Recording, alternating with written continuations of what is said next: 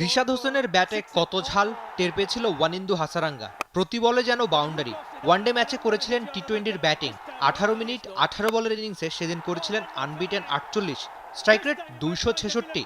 এমন ঝড়ো ব্যাটিংয়ের রিশাদ এবার ডাক পেয়েছেন বিগ ব্যাশে। সব ঠিক থাকলে খেলবেন হোবার্ট হ্যারিকেন্সের হয়ে। এমনকি সবশেষ টি-20 বিশ্বকাপেও দারুণ করে নজর গিয়েছিলেন। বিশ্বকাপে গড়ে 4.4 ডিগ্রি টার্ন পেয়েছিলেন রিশাদ, যা ছিল বিশ্বকাপের সব লেগ স্পিনার থেকেও অনেকটা বেশি। 2024 টি-20 বিশ্বকাপে 7 ম্যাচে নিয়েছিলেন 14টা উইকেট। বিশ্বকাপেরই অন্যতম সেরা। বোলিং গড় ছিল মাত্র 13, ইকোনমি ভদ্রস্ত 7.76, সেরা ছিল 22 রানে 3টা উইকেট। বিশ্বকাপের পরে অবশ্যই লেগই ব্যস্ত ছিলেন চট্টগ্রামে। 3 দিনের ম্যাচে জোড়া উইকেট মিললেও টার্ন পেয়েছিলেন বেশ। পাকিস্তানে গেলেও বৃষ্টিতে খুব একটা ম্যাচই খেলা হয়নি। এবার কি তবে বিগ ব্যাশ দেখবে রিশাদের বলের জাদু? বয়সে মাত্র 22 বছর, ক্যারিয়ারটাও তাই সবে শুরু। 3টা ওয়ানডে আর 24 টি-20 খেলা হয়েছে বাংলাদেশের হয়ে। তবে রিশাদই দেশে ক্রিকেটের বড় মুখের এক। যে লেগ স্পিনে ছিল অনেক না পাওয়ার হতাশা, সেই লেগ স্পিনেই রিশাদ হয়ে উঠছেন বড় আশা।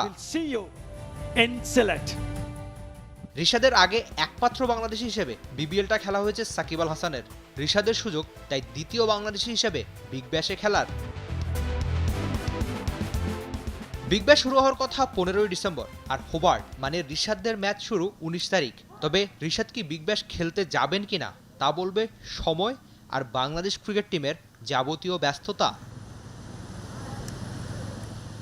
Rifat Emil, T Sports.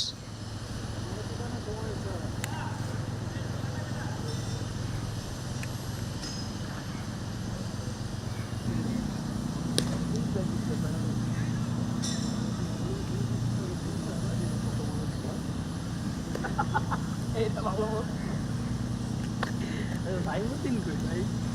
হ্যাঁ, মুসা থেকে বললো সাইফুদ্দিন এলো না, জানতেন না?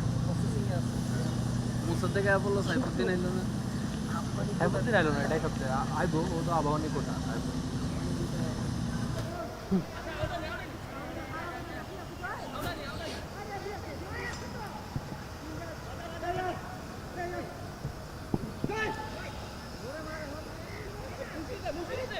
For more updates, subscribe to our YouTube channel and click on the bell icon.